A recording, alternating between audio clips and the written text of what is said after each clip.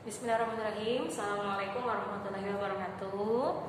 Halo anak-anak semua, jagoan solehnya Bu Santi. Apa kabar hari ini? Semoga hari ini teman-teman semua sehat selalu ya. Jangan lupa tetap jaga prokes meskipun di rumah.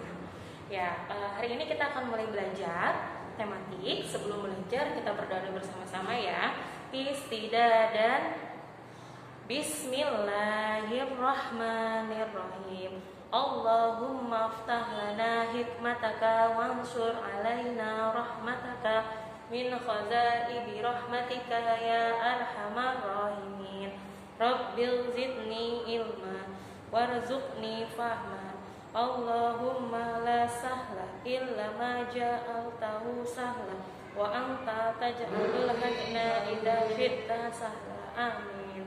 Ya, hari ini kita akan mulai belajar tematik ya. Tematik kita masih di tematik subtema 5, Tematik tema 5 ya. Hari ini kita akan belajar menghabiskan subtema 3 ya. Oke, sudah disiapkan buku tematiknya? Ya, disiapkan buku tematiknya dulu dan buku tulisnya serta alat tulisnya. Sudah? Sudah ya. Oke, jangan lupa nanti ingatkan kembali sebelum mulai belajar, jangan lupa sholat duha dulu, kemudian jangan lupa berwudu dulu sebelum kita mulai belajar. Agar apa?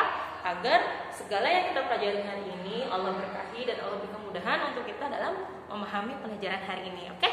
Ya, yuk langsung aja. Hari ini kita akan sama-sama belajar. Kemarin di subtema 3 Bu Santi ada yang ketinggalan ya, sebelum Bu Santi jelaskan, yaitu silakan dibuka halaman 119.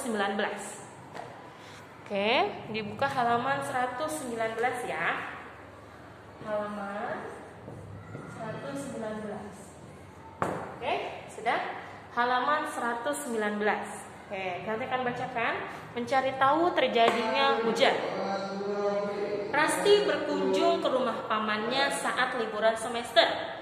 Rumah paman Rasti di daerah Tawangmangu, tepatnya di lereng Gunung Lawu, Jawa Tengah. Paman Rasti memiliki ladang yang ditanami aneka sayuran. Ladang Paman Rasti di lereng gunung yang dibentuk terasering. Hanya saja ketika terjadi hujan selama beberapa hari, tanaman sayuran Paman Rasti rusak. Bagaimana proses terjadinya hujan? Ya, bisa dilihat, disimak di halaman 119. Sini ada gambarnya ya. Yang pertama itu sudah sebelumnya semester 1 sudah disinggung tentang hujan ya. Jadi air laut ya, air laut danau ya, mereka menguap ke atas ya. Lihat, menguap kemudian mengembun ya. Kemudian dari pohon juga sama ya, menarik juga matahari itu, air di lautnya itu menguap karena sinar matahari, menguap kemudian naik ke atas menjadi awan, mengembun, kemudian awannya semakin penuh, semakin berat, dan akhirnya terjadi hujan. Oke? Sekarang lihat lagi di halaman 120. Hujan adalah air yang turun dari langit yang melalui beberapa proses hingga terjadinya hujan. Hujan yang datang pada kurun waktu tertentu akan banyak menimbulkan dampak negatif maupun positif bagi kehidupan manusia dan makhluk hidup. Berikut ini adalah proses terjadinya hujan. Sebelum kita lanjut, ada yang tahu atau ada yang ingat bagaimana doa ketika hujan? Allahumma shayban nafi'an. Ya, jangan lupa ketika hujan turun nih seperti saat sekarang ini, ya, kita tidak boleh mencela hujan karena hujan itu merupakan rahmat dari Allah Subhanahu wa taala ya, memberikan karunia kepada seluruh umat manusia yang ada di bumi. Ya, jadi ketika hujan tidak boleh mencela tapi harusnya berdoa. Ya Allahumma shayban nafi'an. Nah, ketika hujan seperti itu pun kalian bisa berdoa, minta sama Allah, ya Allah, saya pengen semester 2 ini nilai saya lebih bagus daripada semester 1. Boleh, silakan minta apa aja sama Allah ketika hujan. Karena ketika hujan itu rahmatnya Allah itu turun ke muka bumi kita, ya. Oke, lanjut. Yang pertama, panas matahari atau air menguap. Matahari adalah sebagian dari isi alam. Matahari yang selalu menyinari bumi dengan teriknya menimbulkan efek panas sehingga panasnya matahari bisa menyebabkan air danau, sungai, dan laut menguap ke udara. Ya. Selain dari air danau, sungai dan laut, air yang menguap ke udara juga bisa disebabkan juga dari tubuh manusia, hewan, tumbuhan, dan benda-benda lain yang mengandung air. 2. Suhu udara yang tinggi atau uap air menjadi padat, terbentuk awan. Ya, suhu udara di Indonesia termasuk ke golongan suhu udara yang tinggi. Akibatnya, panas matahari akan membuat uap air tersebut mengalami kondensasi atau pemadatan dan menjadi sebuah embun. Embun terbentuk dari titik-titik air kecil. Suhu udara semakin tinggi membuat titik-titik dari embun semakin banyak berkumpul memadat dan akan membentuk awan. Ya, bisa dilihat gambarnya di sebelahnya. Ya, kemudian yang ketiga, dengan bantuan angin, awan kecil menjadi besar.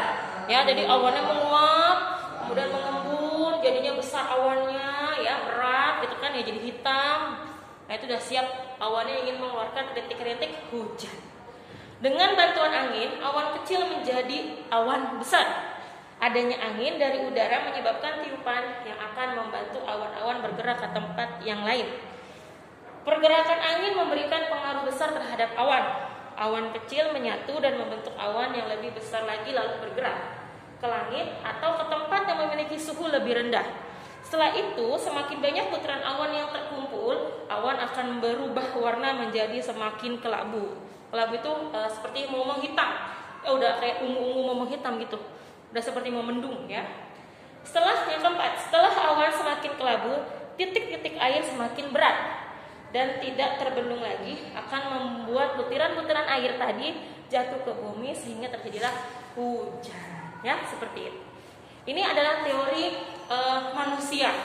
Ya, selebihnya hujan, angin, badai itu adalah kuasanya Allah. Allah yang menciptakan itu semua. Ya, walaupun terkadang kalian suka pernah lihat kan ya, ini awan udah mendung nih, udah hitam, tapi nggak jadi hujan. Nah itu, ya, itu namanya kehendaknya Allah. Di situ ada campur tangannya Allah menentukan apa yang terjadi hari ini. Seperti itu ya. Ini hanya teori manusia yang patut kita pelajari. Kita patut tahu proses terjadinya hujan. Tapi kalau misalkan kalian pernah lihat, Bu kok terang, gak ada awan hitam, kenapa bisa hujan? Nah, kemudian Bu kok awannya gelap tapi kok gak hujan ya Bu? Gitu ya. Nah itu semua di luar kuasanya kita. Itu semuanya kehendak Allah Subhanahu wa Ta'ala. Makanya ketika terjadi hujan, jangan lupa banyak-banyak berdoa. Ya. Oke, sampai sini paham ya, insya Allah ya. Itu terjadinya hujan. Sekarang Bu Guru mau kalian silakan dibuka bukunya lagi halaman 131. Sudah? Di halaman 131 kita akan sama-sama membaca kembali ya dampak perubahan cuaca. Ya, dengarkan baik-baik. Cuaca adalah sebuah fenomena atau perubahan yang terjadi di wilayah tertentu yang menunjukkan adanya perubahan aktivitas alam seperti hujan, panas matahari, atau mendung. Kurun waktu dalam memperkirakan perubahan cuaca ini lebih pendek daripada penentuan iklim. Adanya perbedaan cuaca antara satu tempat dengan tempat lainnya disebabkan oleh perbedaan kelembaban udara serta suhu di tempat tersebut. Ya, jadi berbeda cuaca itu. Kadang di sini panas, di sini mendung ya. Itu karena ada perubahan suhu dari setiap tempat berbeda-beda. Oke, lanjut. Hal ini bisa terjadi karena sudut pemanasan matahari di satu tempat dengan tempat lain tidak sama. Perubahan cuaca maupun iklim di bumi dapat berpengaruh pada setiap makhluk hidup yang ada di dalamnya. Oke, lihat lagi. Makanya kadang di kita hujan deras, tapi ternyata di wilayah kota mana nggak hujan, bisa mereka memerlukan hujan karena mungkin petaninya kekeringan, jadi butuh air hujan ya. Saling melengkapi satu sama lain ya. Jadi tidak boleh sekali lagi mencela hujan. Oke? Ya, lanjut. Halaman 132. Akhir-akhir ini cuaca seakan tidak lagi bersahabat dengan manusia. Suhu udara saat siang hari terasa sangat panas dan terik, bahkan terasa menyengat di kulit. Tetapi pada malam hari suhu udara terasa dingin. Lalu keesokan harinya hujan turun. Seharusnya hujan turun pada bulan Oktober sampai April. Tetapi yang terjadi sekarang hingga saat ini, hujan seolah hanya ingin membasahi tanah-tanah yang kering karena panas. Ya, dampak perubahan cuaca yang seperti ini memang dapat langsung dirasakan. Salah satunya adalah sakit kepala. Ya, makanya sekarang lagi musim pancaroba, lagi musimnya seperti ini, cuacanya nggak menentu, makanya kenapa banyak timbul penyakit sakit kepala, diare, sakit perut, apalagi ya panas tinggi ya gitu. Lanjut, perubahan cuaca juga bisa mengubah kebiasaan pola hidup, termasuk ketidakmampuan tidur dan berdampak pada penyakit lainnya ya. Karena kalau dingin kita nggak bisa tidur, kepanasan apalagi nggak bisa tidur gitu ya. Itu berpengaruh sama kesehatan kita sebagai manusia. Maka dari itu ketika malam jangan tidur terlalu malam. Ya, ketika siang, ketika memang tidak ada aktivitas silakan tidur siang. Ya, manfaatkan waktu yang ada dengan sebaik mungkin. Agar apa? Agar tubuh kita sehat, tubuh kita kuat. Oh Bu, saya udah minum vitamin A, saya beli vitamin B, C, D. Boleh silakan diminum, dikonsumsi, tapi tetap istirahatnya tetap harus yang cukup. Perbanyak minum air putih ya. Gitu. Lanjut. Perubahan cuaca yang sangat ekstrim saat ini dapat mengakibatkan tubuh rentan terhadap berbagai penyakit. Nah, penyakitnya itu biasanya ada flu kalau kata kita itu apa? Pilek ya. Pilek namanya kalau bahasa kita itu pilek ya. Kayak kemudian ada mimisan. Nah, terkadang ada yang dulu menurut Santi ada tuh panas dikit, kena matahari kepalanya tuh pasti keluar darah dari hidung, namanya mimisan. Kemudian sesak nafas ya, karena udaranya panas, terus debu di mana-mana. Ini sesak nafas. Gitu ya. Karena kalian juga nggak boleh lari-larian kalau di kelas ya, kalau sesak nafas. Oke, saluran pencernaan. Nah, ini biasanya diare, buang-buang air. Aduh Bu, aku sakit perut Bu, mau buang air, terus bolak-balik namanya masalah pencernaan. Oke, ya. Itu adalah dampak dari perubahan cuaca. Oke, lanjut. Sekarang penyakit apapun atau segala macam yang sekarang sedang ada di Indonesia ini, khususnya di lingkungan kita tidak boleh takut, ya. Karena semua ciptaannya Allah. Kita harus berserah dan berusaha sebaik mungkin untuk menjaga kesehatan kita. Ya, sekarang kan banyak nih, ada yang kena virus A, virus B, virus C gitu. Nah, kita nggak boleh takut. Karena apa? Supaya itu ciptaannya Allah, kita harus berdamai dengan itu semua. Kita jaga kesehatan kita, makan makanan yang berprotein tinggi, banyak makan sayur, daging dan buah ya, minum air putih yang banyak, kemudian istirahat yang cukup. Agar apa? Agar badan kita sehat, minum vitamin ya, seperti itu. Oke? Banyak cara untuk kita bisa menjaga kesehatan kita ya.